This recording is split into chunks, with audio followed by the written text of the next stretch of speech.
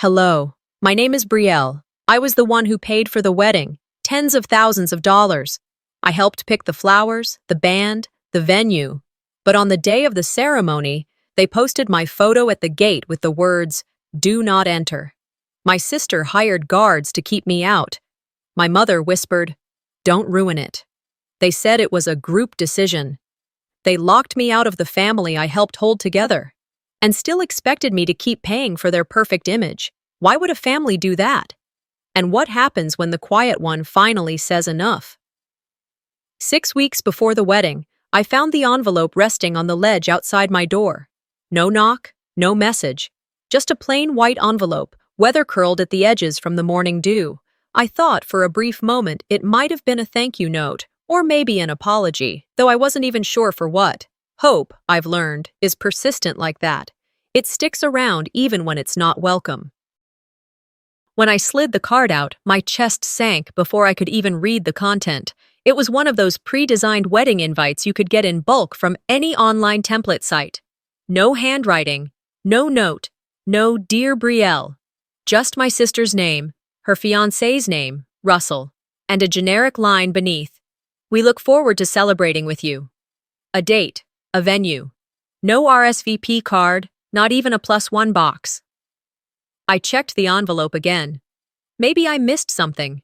Maybe there was a sticky note, a scribbled heart, some trace that this wasn't what it looked like. But there was nothing. I stood in my kitchen with that invitation in hand, feeling something between embarrassment and confirmation. Confirmation that even when you give, you're still replaceable. Even when you show up, you're still forgettable. Later that evening, I poured myself a small glass of red wine. Nothing fancy, just the kind I drink when I need to feel like I'm not invisible to myself, and sat on the couch. I stared at the invitation for a while, then I pulled out an old memory box from under the coffee table, the kind that held a mix of high school photographs, Dad's old watch, and letters my sister and I used to write each other when we were little. Back when she used to sign things with, "Love you to the moon, Bree." Back before everything started feeling like a performance. It wasn't always like this. Growing up, I was the quiet one, the helper, the fixer. When Malis broke curfew or started fights at school, I'd be the one Vera, our mother, would call the rock. Her words, not mine. "Brielle, you're the strong one. Your sister just needs more support right now." And somehow, right now, turned into forever. I didn't question it then. I loved my sister. I loved my mother. I thought being invisible was the same as being helpful. That night, I decided to call Vera. Not to complain, just to understand. "Was there a planning dinner this weekend?" I asked, keeping my voice even. There was a pause, just long enough to confirm what I already knew. "Oh, it was just something small," she said. Her voice sounded breathless, distracted. "We didn't want to overwhelm you." In the background, I heard laughter, clinking glasses, someone calling Malis's name, my cousin Jennifer's laugh. Hard to mistake. So much for small. I let out a quiet, "Okay," and she didn't offer more. She didn't ask me how I was. She didn't even pretend. After we hung up, I sat with that silence. Not the kind that follows a fight, but the kind that shows up when people have already decided who you are to them. I kept telling myself maybe they didn't mean it that way. Maybe I was reading into things. Maybe Vera didn't know how much it would hurt to be left out of the planning of something I was financing. I told myself all the things daughters tell themselves when their mothers make them feel like a side note, but around midnight, when the city had gone quiet and my wine glass sat empty on the counter, I opened my laptop. A little voice inside nudged me to check the shared folder we'd made months ago for the wedding. There it was. Final budget, all confirmed. I clicked. Vera and Malis had annotated every line item, floral arrangements, food tasting sessions, dress fittings, photographer deposits, all tagged handled by M+V. My name wasn't there, but I did spot something else, a wire transfer record. My bank, my money. The $12,000 I'd transferred for the venue deposit. No credit, no mention, just a line at the bottom. Received. I didn't cry. I didn't even close the laptop right away. I just sat there, staring at that document, feeling something heavy but clean settle over me. I was useful. I just wasn't welcome. And that, I realized, wasn't an accident. They hadn't forgotten me. They had decided I didn't need to be part of it, that I was only valuable so long as I stayed silent and paid the bill. I closed the laptop, walked to the sink, rinsed out the glass. I stood there for a few minutes, fingers resting on the edge of the counter, thinking about how quiet the apartment was. Not the peaceful kind of quiet, the kind that echoes. Then, I sat back down at the table and opened a blank note on my phone. I typed, "She didn't forget me. She left me out on purpose." Then I deleted it. I wasn't ready to say it out loud, but I knew. I didn't sleep the night before the wedding. Not deeply, anyway. I laid there staring at the ceiling fan turning overhead, listening to the hum of my refrigerator and the occasional passing car outside. It wasn't nerves. It wasn't excitement either. It was something stranger, a slow, steady dread that wrapped itself around my ribs and held tight. By the time the sun rose, I was already dressed. I didn't put on anything flashy, just a soft, navy blue blouse and a pair of black pants, modest heels, a single gold bracelet my father had given me years ago. It wasn't a celebration outfit, not exactly, but it was clean, respectful, quiet, like me. I even curled my hair, not because I thought anyone would notice, but because I needed to feel composed. On the drive to the venue, I barely touched the radio. I tried to think of what I might say when I saw Malis. Maybe just a smile. Maybe nothing. Maybe I'd take my seat quietly, listen to the vows, and leave before dinner. I was still trying to be considerate, even after everything, even after the invitation that read like a transaction. When I pulled into the gravel lot, the place was already filling up. White folding chairs faced a rustic wooden arch draped in cream linen and dried lavender. Guests were stepping out of shiny rentals and hugging in clusters. People were laughing, the kind of laughter that floats when no one expects confrontation, when everything's supposed to go right. I parked near the back, gave myself a minute to breathe, then stepped out. The walk to the main gate took less than 30 seconds. That's how long it took for everything I knew about my family to shift. A man in a black suit stepped forward, clipboard in hand. "Excuse me, ma'am, may I see your invitation?" I blinked, surprised. "I'm the bride's sister." He didn't flinch, just gave me a tight smile and held up the clipboard. "We've been instructed to check names. I'm sorry." I opened my phone and pulled up the invitation, still saved in my gallery. It had no name, but the date and venue were correct. I showed it to him. He looked at it, then at the clipboard, then paused. "I'm really sorry," he said, lowering his voice. "I've been given specific instructions." He flipped the clipboard around and pointed to the second page. There, clipped to a printed guest list, was a photograph of me, my face, a candid picture from a barbecue last summer, and across the top, bolded in capital letters, "Do not enter, by bride's request."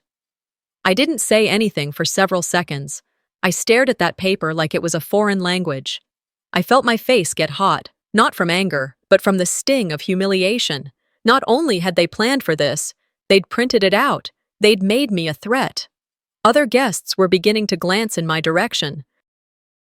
One couple, an older woman and her son, I think, whispered something and looked away. Another lady I recognized from Vera's book club froze when she saw me and fumbled with her clutch. "Is this a joke?" I finally asked, my voice tighter than I wanted it to be. "I really am sorry," the guard said again. He didn't look cruel, just resigned. I took a step back, swallowing hard. I glanced over his shoulder and saw the floral arrangements being carried in.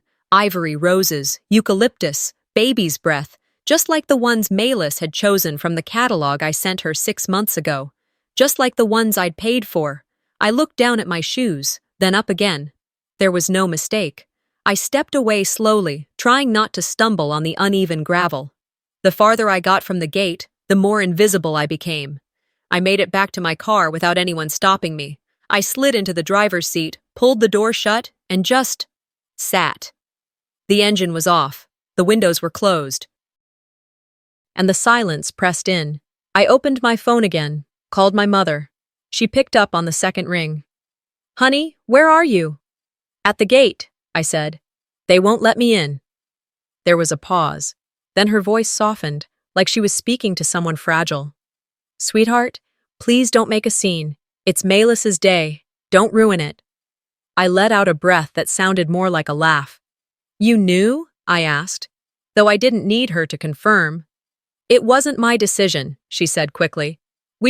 Look, this day has been stressful enough. Can we not do this right now? She hung up before I could respond. I set the phone down, face up. Notifications buzzed in, photos being tagged, status updates from guests, captions like, "Love is in the air," and "What a perfect day." Perfect. I watched as the catering truck pulled in, the bakery delivery van, the band's equipment getting unloaded, all of it happening, just beyond reach. All of it. With my name missing, but my money very much present.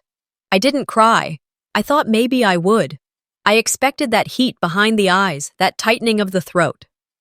But instead, there was a coolness, a sharp, sudden calm.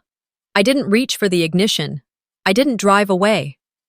Instead, I opened my finance app, tapped into the wedding folder I'd created. There it was. Every transaction, every deposit, every line item from the past year. The florist, the venue, the caterer, the photographer, the string quartet Milas just had to have. I stared at those numbers for a long time.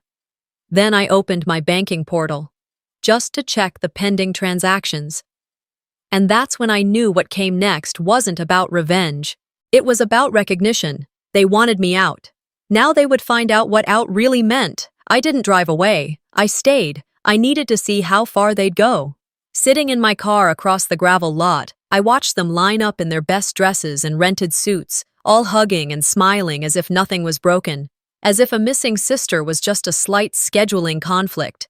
No one called, no one texted. For an hour, I sat still, not moving a muscle, just staring through the windshield, watching Vera laughing with someone from the church, watching Melis float around in her gown, a perfect blend of innocence and Instagram. She looked beautiful. I'll give her that. She looked like someone who had never done a single unkind thing in her life. I used to believe that about her. Eventually, I turned the engine back on, not to leave, but to run the air conditioning. Summer in Asheville doesn't care if your heart's been shattered. The humidity will still stick to your skin like a second betrayal. I drove home when the sun began to drop behind the trees. I didn't remember the turns. I just remember the aching stillness when I pulled into my driveway and saw the small cardboard box propped up on the front steps. I hadn't ordered anything. No one had mentioned a delivery. But there it was. I approached cautiously, recognizing the return label instantly, custom framing shop in Charlotte. My stomach twisted as I bent to pick it up. I didn't open it right away. Instead, I carried it inside, placed it gently on the kitchen counter, and stared at it like it might explode. After I'd poured myself a glass of water and taken 3 long, controlled breaths, I slit the box open. Inside was the gift I had spent hours putting together. A polished wooden frame engraved with "Sisters, Once and Always." Inside the frame, a scanned copy of the poem Dad used to read to us when we were little. 2 branches, 1 root. He'd written it out by hand on my 9th birthday and told me to take care of it. I did. Melis had always said it was her favorite, said it made her feel safe, said she wanted to include it in her wedding decor. No note, not even a post-it. They didn't bother making up an excuse. They just mailed it back like it was an Amazon return. No acknowledgement. No thank you. No, we decided to go in a different direction. I stood there for a moment, one hand on the box, the other over my mouth, like I was trying to hold in the sting before it reached my throat. And then I walked to the living room, sat on the edge of the couch, and opened Facebook. Because, of course, she'd post something. The first photo hit me like a brick. Melis and Russell standing beneath the altar, sun hitting them like a filter. And the caption read, "The best day of my life, surrounded by love." No mention of me. Second photo, Melis with Vera, arms linked, both beaming. Third photo, Melis with our cousins, including 2 who never even RSVP'd. Photo after photo, person after person, tagged, celebrated, captioned. I scrolled quickly now, searching. Nothing, not a single photo of me, not from childhood, not from planning, not from anything. I knew they had used photos for the slideshow. I'd helped select them. I'd sent some in from my old hard drive, even cleaned up the resolution. Gone, like I'd never existed. I kept scrolling, my chest tightening. Then I saw it. A comment from Michelle, my best friend since 5th grade. "Where's Brielle? Thought she was a big part of this?" 10 minutes later, it was gone. I stared at the screen in disbelief. I messaged Michelle right away. "Did you delete your comment?" "Nope," she replied almost instantly. "They removed it." I got a weird DM from Malis. Said she wanted to keep the tone celebratory. "I'm sorry, Brie. That's messed up." I didn't respond. I couldn't. I set my phone down and leaned back, staring at the ceiling fan slowly rotating above me. For a brief second, I remembered that same fan spinning above us when Dad read us the poem during a storm. We were scared that night, and Malis had climbed into my bed. We were 6 and 9. We didn't need anything but each other, but apparently she doesn't even need the memory anymore. I stood up, walked into my small office space, and opened my laptop. Vendor contracts, invoices, bank transfers, everything I had sent, every expense I'd absorbed, every timeline I'd helped build. My name appeared in all of them. Payment initiator, primary contact, emergency fallback. They didn't cut me out of the photos. They cut me out of the story. I sat down at the desk and opened a blank document. Not to write a letter. Not yet. I needed to collect. I needed to remember. Because when people erase you, the worst thing you can do is help them hold the whiteout. I clicked over to the file where I'd saved a copy of the poem. 2 branches, 1 root, 2 voices, 1 truth. No matter how far they grow, they never forget where they began. I stared at it for a long time. Not because I missed her, but because I needed to accept that she didn't miss me. When Malis asked me for that poem, she said it reminded her of our bond.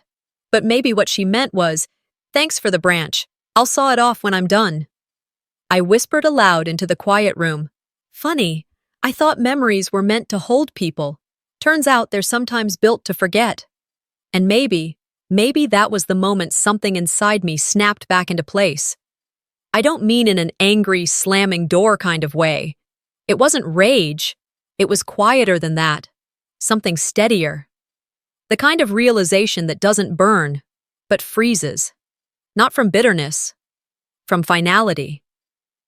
I sat at my kitchen table, still wearing the same clothes from earlier. The sun had dipped hours ago, but I hadn't bothered turning on the lights. Just me, a cooling cup of tea, and the open pages of an old journal I hadn't touched in years. The entry on the page was dated July 14th, 1998. It said, "Malis gets to skip dinner again. Mom says she's just tired, but I was tired too. I still set the table." Even at 11, I knew the score. I was the cushion in the room, the silence between arguments, the good daughter whose reward was being ignored just enough to be called strong. I flipped the journal shut and reached for my phone. I hesitated for a second before typing. "Can we talk?" Vera responded within minutes. "Of course, call when you're ready." I didn't waste time. I pressed the dial button before I could think myself out of it. She picked up on the second ring. "Sweetheart." Her voice was warm, almost relieved, like she'd been waiting for me to come around, like she already had the script prepared. "Why was I not allowed at the wedding?" I asked. I didn't soften my voice, but I didn't raise it either. I didn't want her defense mechanism triggered. I wanted the truth. Vera sighed, one of those long, drawn-out exhales that let you know she's about to make it sound like she's the one being reasonable. "Honey, you always make things harder than they need to be." I blinked. "What does that mean?" She continued. "You overthink things. You don't let stuff flow naturally. This wedding, it was already so tense. We didn't want added pressure. We wanted peace." The phrasing struck me. We, not Malis, not Russell, we. Who is we? I asked. I already knew the answer, but I needed to hear it said out loud. She didn't respond directly. Instead, she offered the kind of statement that sounded neutral but cut sharper than truth. It was just easier without the drama. Drama, I repeated slowly, letting the words sit on my tongue like something spoiled. And I'm the drama? Honey, don't twist this, she said quickly. You know what I mean. No, I said calmly. I don't. She was quiet. Then she said the line that split something open in me. You've always been the one to complicate things, Brielle. You hold on to things too long. You don't let people breathe. Let people breathe, like my existence suffocated them. I ended the call not with a fight, but with a single sentence. You just made things very clear. And then I hung up.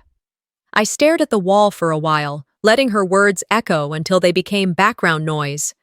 Later that night, as I finished loading the dishwasher and turned off the kitchen light, my phone buzzed with a voice memo from Melis.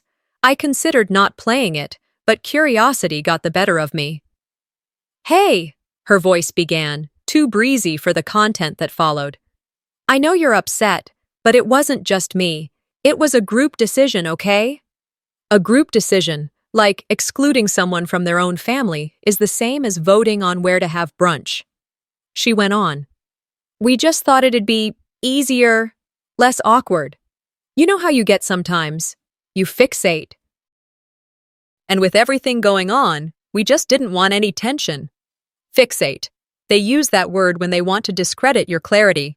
I played the message again and again. The third time, I didn't even listen to the words. I listened to the tone. Melis wasn't apologizing. She was managing me, like a PR rep trying to contain a story before it leaked. It wasn't emotional. It was strategic. They didn't forget me. They didn't misunderstand me. They planned to erase me. I opened my laptop, clicked open a fresh folder, and titled it one word: receipts. Not for revenge, for accuracy. I uploaded every invoice, every text thread, every wire confirmation, dates, dollar amounts, my name as sender, as signatory, as backup contact. I even included screenshots from the wedding planner's shared doc. I didn't miss a thing, because if they were going to paint me as unstable, I wanted a timeline of their stability. Before I shut the laptop for the night, I opened a blank email. To Melis, subject, none. Message, if you treat me like a threat, don't be surprised when I start acting like one. I didn't sign it. She'd know who it was from. I didn't hit send that night. But I saved it. I slept well for the first time in days. And not because I'd won something, but because I finally stopped trying to explain myself to people who'd already made up their minds. The first transaction I canceled was the florist, $7,200. Gone. I didn't hesitate. I didn't pause to second guess. I clicked the button labeled Revoke Authorization, confirmed the prompt, and watched as the screen blinked, updating the status from scheduled to canceled. My fingers were steady, my breathing slow and quiet. It was a Tuesday morning. The house was still dim, the curtains drawn. I hadn't touched breakfast yet, just black coffee that had gone cold an hour ago. The quiet in the kitchen felt different that day, not empty, but alert. Like something in the air had shifted. I had spent the night before building a folder of evidence, my personal archive of participation. Receipts, invoices, forwarded confirmations, group chats, screenshots. Everything Melis and Vera had tried to pretend didn't exist. I gathered, curated, and arranged in tidy subfolders. And now I was about to start pulling the financial plugs. I opened the file titled Vendors, Paid by Me, and called Noah. He picked up on the first ring. Bree, he said, cautious. You okay? No, I said, but I'm ready. There was a pause on his end, then softly. You sure about this? If I don't belong in their celebration, I told him, I'm not going to pay for their parade. That was all it took. He understood. We moved fast. He walked me through canceling the remaining balance for the venue, $14,000 still pending final transfer. The catering invoice was next. The band, the photographer's second installment. Line by line, I took back what they'd taken for granted. By noon, I had legally reversed over $38,000 in wedding-related payments. It wasn't revenge, it was redirection, reclamation. Every penny I'd handed over was based on trust, on the assumption that I was a part of something, that I was wanted, needed, respected. The moment I saw my face taped to the gate, labeled "Do Not Enter," that contract, spoken or not, was void. Later that afternoon, while folding laundry in the living room, I heard the familiar chime from my bank's app, a security alert. I wiped my hands on my jeans and grabbed my phone. Notice: login attempt unsuccessful. Credential mismatch for joint vendor account ending in 4721. I frowned. I hadn't touched that account since last Friday. I tapped to investigate further, only to find that my access had been revoked. I opened my laptop, tried logging into the shared finance dashboard. Same error. I tried my backup email. Locked. Within minutes, I was on the phone with the bank's customer service line. A woman named Cheryl, polite but robotic, confirmed what I already suspected. "Yes, ma'am," she said. "As of yesterday, a request was submitted by the primary account holder to remove all secondary user permissions. You are no longer authorized on this account." She said it like she was reading off a menu. I thanked her, hung up, and placed my phone on the table. They beat me to it. After everything, after I had covered deposits, written checks, co-signed, answered panicked last-minute calls, they had quietly shut me out. Not only had they refused to let me attend, but they had also decided that even my oversight of the payments was now too much. They thought I'd stay quiet, I said aloud to the empty room. They really thought I'd still pay. I didn't feel angry, not in the way I expected. No boiling, no fire, just a cooling sense of finality, like standing in an empty theater long after the show had ended. I returned to my laptop and opened a blank document. At the top I wrote, "This is not about money. This is about dignity." It was the first line of what I knew would become something much bigger. I kept typing. This is not a tantrum. This is not emotional. This is a record of how a family rewrites history and how silence is used as currency. They counted on my kindness. They gambled on my loyalty. They assumed I wouldn't speak. They were wrong. The words came fast, but I wasn't ready to share them yet. Not yet. First, I wanted the silence to speak louder than I ever had. I saved the file and named it Open Letter, Draft 1. I closed the laptop and stood up, stretching my back. Outside, the sun was starting to dip. I made a sandwich I barely tasted, paced the hallway for a bit, then sat back down at my desk. I opened my calendar and began marking vendor callback dates, when they'd likely follow up on the missing payments. Most of them would call Malis or Vera directly. And when they did, they'd ask the same question. Why was the funding stopped? Let them answer that. Let them explain. That evening, I received a text from Russell, my sister's new husband. It was brief. "Hey, Brielle, just heard there's some confusion with the vendor stuff. Any chance you can call me?" No greeting, no apology, no acknowledgement. I didn't reply. 10 minutes later, another message buzzed through. "Look, we don't want this to escalate. It's probably a miscommunication. Let's talk." I sat with the phone in my hand, staring at the screen. Then I did something I hadn't done in years. I blocked his number. The silence that followed my final message wasn't heavy. It was clean. A new kind of quiet. The kind that comes after a long storm has cleared the air, when the wind stops shrieking and all you hear is breath. Not the breath of exhaustion, but of clarity. Peace isn't always soft.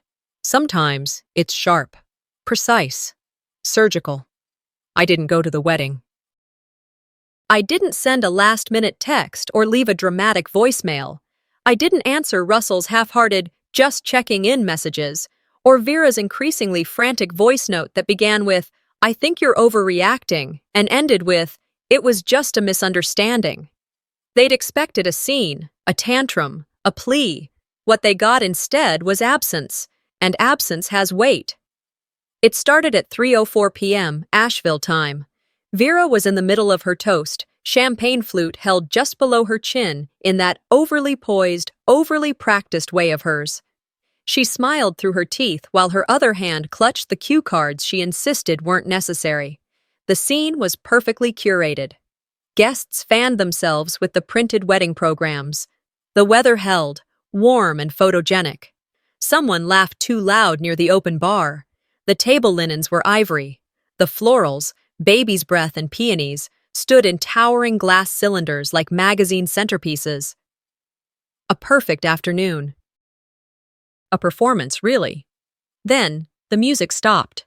Not with a dramatic crash or a technical glitch, just a slow, deliberate fade, a violin note trailing into nothing.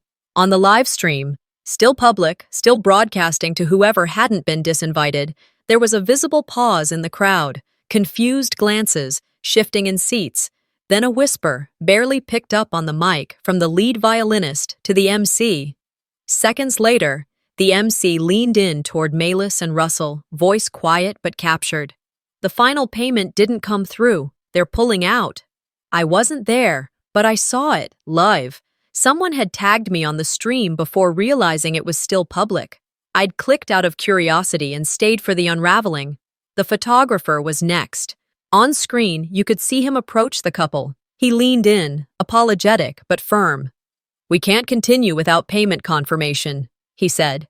"Contract requires full balance cleared today." It was clear as day. In the background, the caterers had already begun packing trays. You could hear the soft clink of silver serving utensils. Staff began removing floral centerpieces from the tables. Quiet, efficient. Guests started murmuring. The kind of half-questions people whisper when something is obviously wrong, but no one wants to be first to admit it. The dance floor remained empty. The hush that followed was the opposite of mine. Messy, uncertain, panicked. And they weren't done falling apart. At 4:10 p.m., the slideshow began. A large white screen lit up behind the altar. This was part of Vera's surprise reception experience, a highlight reel of Melis's childhood. Photos that had been painstakingly curated for emotional resonance. The beach trip, the birthday party, Vera in a yellow sundress holding a newborn in a bonnet. Except, I wasn't in a single one. The problem, I had been at some of those events. I'd planned half of them, but the images had been edited, cropped, redesigned to tell a story I wasn't part of. On the live stream, I could see the shift in the room, guests glancing at one another, whispering. On-screen chat lit up with confused comments. "Wait, where's Brielle? Didn't she have a sister? Is this edited?" Then came the real-life whispers. Someone at table 7 turned to Vera, loud enough to catch on mic. "Isn't Brielle your daughter too?" Vera didn't respond. She stared straight ahead. That familiar, strained smile on her face, like she could freeze the unraveling with sheer will. But the whispers kept moving. And then, Melis's dress. She stepped forward, maybe trying to salvage the moment, heel catching in the long lace train of her designer gown. She stumbled, tried to recover, but the sound of ripping fabric echoed through the crowd. Audible gasps, phones raised. 2 teenagers near the back were already recording. The perfect wedding, the one they'd constructed like a fairy tale fortress, crumbled under the weight of its own revisions. Back in my apartment, I sat cross-legged on the couch, eating toast with raspberry jam. Laundry thumped softly in the dryer. A candle flickered on the windowsill. My phone buzzed again, someone tagging me in yet another clip. I didn't engage. Then it rang. Vera. I let it go to voicemail. She called again, and again. On the 3rd try, she left a message. Breathless. Controlled panic. "Brielle, honey, can you call me back? There's been a misunderstanding with the vendors and the slideshow. I don't know what happened. Please, just call me." I saved the voicemail. Didn't reply. This wasn't confusion. It was consequence. I opened Instagram. Local wedding accounts had already picked up the clips. One trending post had racked up over 30,000 views in under an hour. Captioned, "When the wedding budget disappears mid-reception." Another used the hashtag, #Asheville bride fails. But I didn't laugh. I didn't smirk. I didn't feel vindicated. I felt free. I whispered to myself, I didn't ruin anything. I just stopped pretending. They'd erased me. So I pulled the plug. Because in their world, the magic had never been real. It only existed when the checks cleared. And when the money left the room, so did the illusion. The post went live at 8:46 p.m., a full hour after the band packed up their instruments, after the caterers quietly boxed uneaten hors d'oeuvres, after Malis ripped her designer dress in front of 24 phone cameras. It was a filtered photo of her wiping a tear from her cheek, captioned with surgical precision. She knew how much this day meant to me, but some people can't handle not being the center of attention. They couldn't reach me, so they rewrote the story instead. I was sitting on the couch, legs tucked beneath me, a cup of tea gone lukewarm on the table, when my phone began vibrating. And it didn't stop. Every few seconds, ding, someone tagging me, another alert. My name climbing its way into hashtags and group texts. The comment section under Malis's post was already several hundred deep. You're so brave for speaking out. Not everyone can be happy for someone else. Cutting toxic family out is sometimes necessary. For a few seconds, it worked. She framed herself as the victim, and me, the bitter, unhinged sister who couldn't stand being sidelined. But then, a crack appeared. It started with one woman, an old friend from high school, I think. She commented, "Didn't Brielle pay for most of the wedding?" And then another. "Is it true you had security block your own sister from entering? Why wasn't she in any of the pictures?" The narrative began to shift, slowly at first. But just like that day at the wedding, whispers moved faster than silence. I watched it unfold in real time. Dozens of people, strangers and acquaintances alike, chiming in with doubts, screenshots of messages, old photos. Even a clip from the reception slideshow where someone pointed out the obvious cropping job. One comment read, "That frame used to have 2 kids. Where did the second one go?" But it wasn't the internet buzz that rattled me. It was what came next. Around 9:30, a message slid into my inbox from an unknown number. "They planned this. Check the trust paperwork.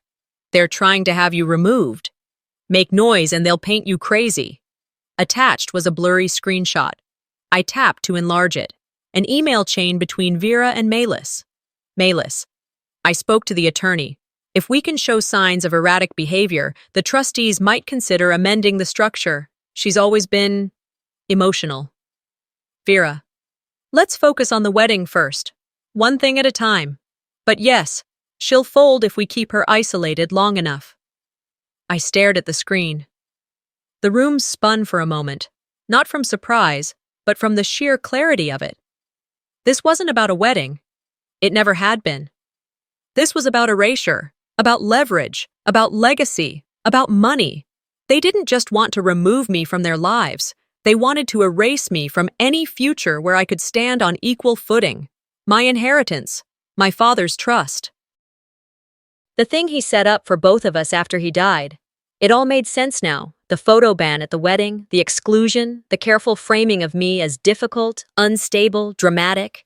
They weren't just hurting me. They were documenting me as the problem. And if I didn't fight back, on paper, in court, in public, they'd win by default. I got up from the couch, walked to the printer in my office, and hit print. The email chain slid out in black and white, cool and final. I slipped it into a clear sleeve and placed it next to the growing folder labeled Open Letter. I wasn't scared anymore. This was chess. And I'd just seen the move they thought I'd never notice. For the first time in weeks, I stood a little straighter. The phone buzzed again. "Vera," I picked up. "Why are you letting strangers drag your sister through the mud?" she said, skipping any greeting. "You know how social media works. This isn't fair." I didn't speak right away. I wanted her to sit in the sound of her own hypocrisy. "You told me not to ruin her day," I finally said, voice flat. "I didn't. I just stopped protecting the version of it that wasn't real." "Brielle, don't do this." "I'm not doing anything. I'm simply allowing the truth to surface." "She's your sister." "No," I corrected her. "She's your project, and I'm done playing the supporting character in a story she wrote without me." There was a pause, long enough for me to imagine her face tightening, the way it always did when she realized she couldn't control the direction a conversation was going. "You'll regret this," she said finally, voice cold. "You're turning people against your own family." I smiled. Not out of joy, but out of exhaustion. I'm not turning anyone, I'm just stepping out of the way. And with that, I ended the call. Outside, the crickets had started their evening chorus. The house smelled faintly of jasmine from the candle still burning in the corner. I sat back down, reopened my laptop, and clicked into the drafted letter. I didn't hit publish yet, but I would, not to get even, to get free. They wanted me invisible, so I made myself undeniable. That morning, the sun barely cleared the horizon before I was seated at my desk, fingers poised above my keyboard like a conductor before the first note. The house was quiet, save for the occasional hum of the fridge and the subtle creak of old floorboards settling beneath me. I had already written the email drafts the night before. All that was left was to attach the documentation: the florist, the band, the venue, the caterers, the string quartet Malis insisted on. Every single one of them had my name on the payment authorization forms. Every one had been processed under my bank account, tied to my personal credit, and handled by me when Malis couldn't be bothered to respond to vendor calls. I attached PDF copies of every invoice.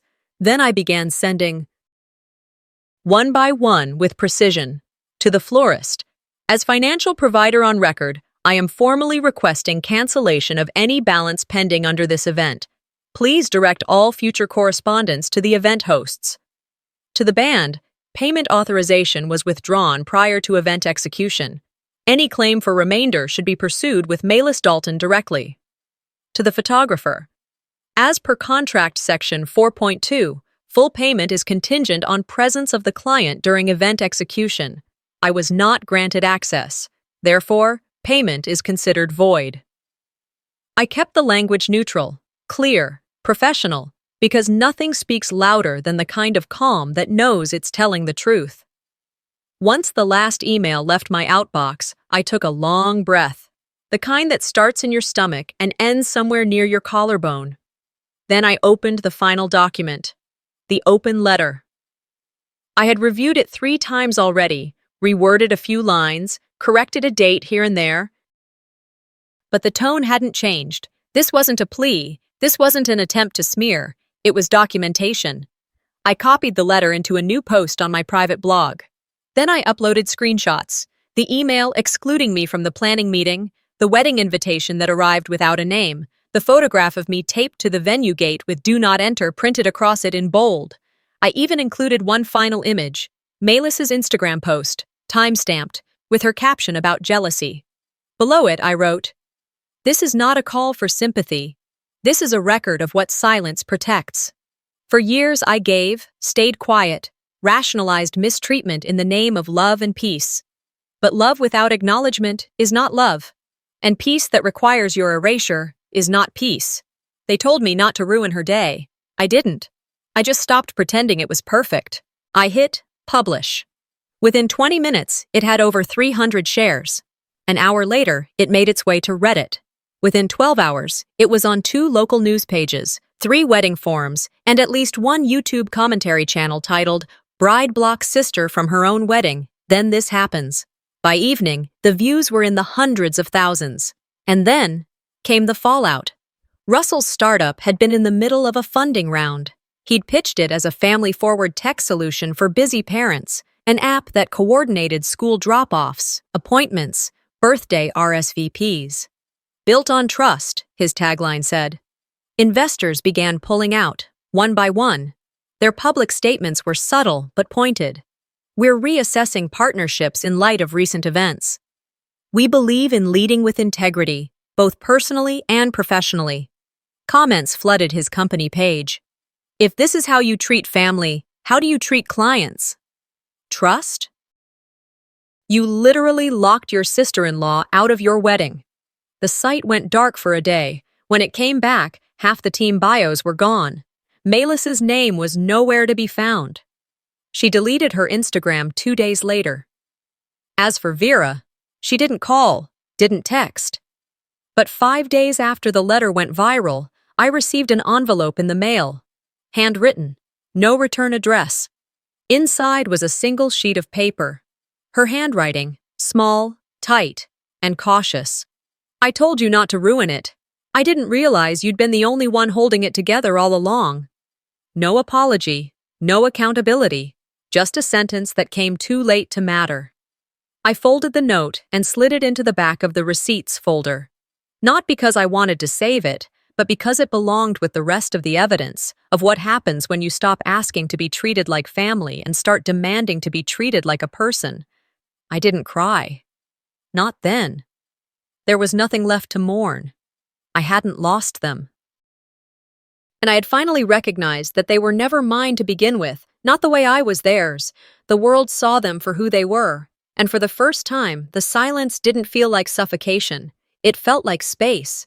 They lost control of the narrative. I took back my voice. 2 weeks passed after I hit publish. 2 weeks of stillness I didn't announce, document, or justify. Not silence as retreat, but silence as sanctuary. Sacred, unremarkable, and mine. I no longer refreshed the page to track shares. I didn't read the comment threads on drama forums that picked apart what happened. I stopped opening emails with subject lines like, "We'd love to give you a platform," or "Your story deserves a spotlight." I had already said what needed to be said, and when a truth is complete, it doesn't need repeating. It just needs space to settle. By then, I was already packing up my life in Asheville.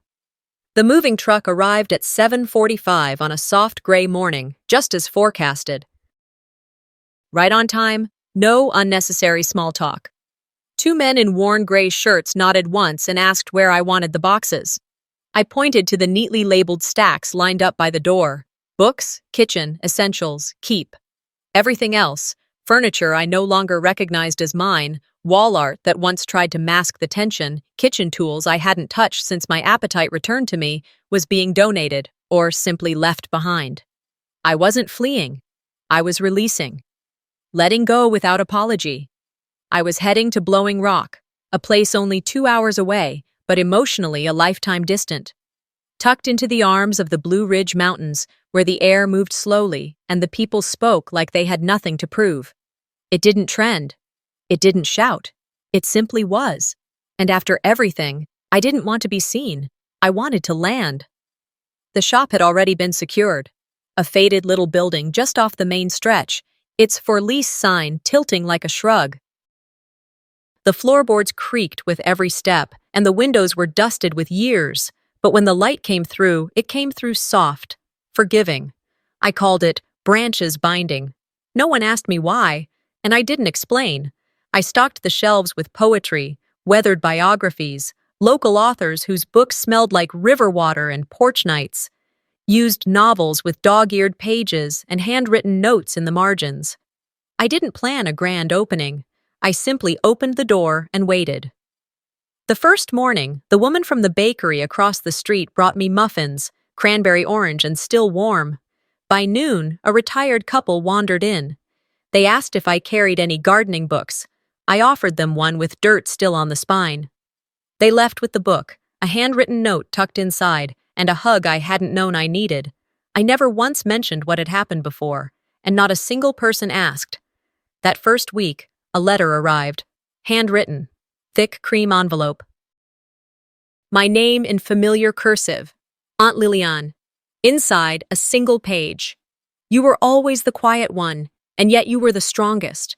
If this world had more daughters like you, it wouldn't need more mothers like them. Love, Liliane.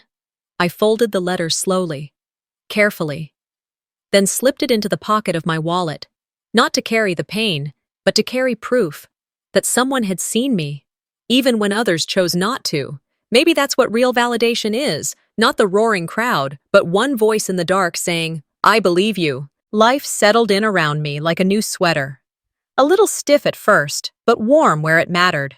Mornings with black coffee and local newspapers, afternoons shelving returns or chatting with tourists who asked for something local and literary. Evenings with the kind of silence that didn't punish but nourished. One afternoon, a young couple stepped into the shop.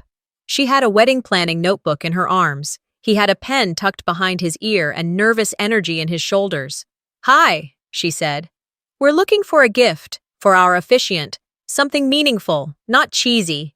We want something simple, honest, no drama." I smiled. not out of irony, but recognition. I led them to the poetry shelf and pulled down a slim volume I'd once carried through the worst season of my life. This one, I said, holding it gently, might be the most honest thing we have. The bride opened it to a random page, read silently for a moment, then nodded. It's perfect. They didn't know who I was. They didn't know what I had survived. And that, finally, was the point. I didn't need to be known. I needed to be real. That night, after the last customer left and the store dimmed to quiet shadows, I unpacked one final box. Small, marked only with the word, keep. Inside, wrapped in a towel that still smelled faintly of lavender detergent, was the photo frame. The one I'd sent to Malus long before everything unraveled. Handmade. Engraved with the poem Dad used to recite on long car rides when the world felt too big and too far from kindness.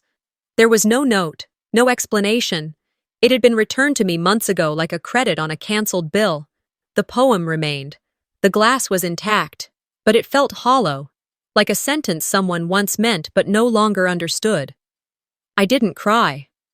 Instead, I walked to the back of the store, where the afternoon light pooled warmest near the corner reading Nook. I slid the frame between a worn dictionary and a collection of Appalachian short stories. Not to display, not to honor, just to rest. Some things don't need to be explained. They just need a place to land. The bell above the front door jingled. Another customer. I stood, straightened my shirt, smoothed my palms against my thighs, and walked out to greet them. Some silences are cruel. Mine is finally kind. Sometimes, the most powerful thing you can do is walk away, with your dignity intact. This wasn't a story about revenge. It was about reclaiming your place, your voice, and your worth when others try to silence you. Have you ever been pushed out by the people who were supposed to love you most?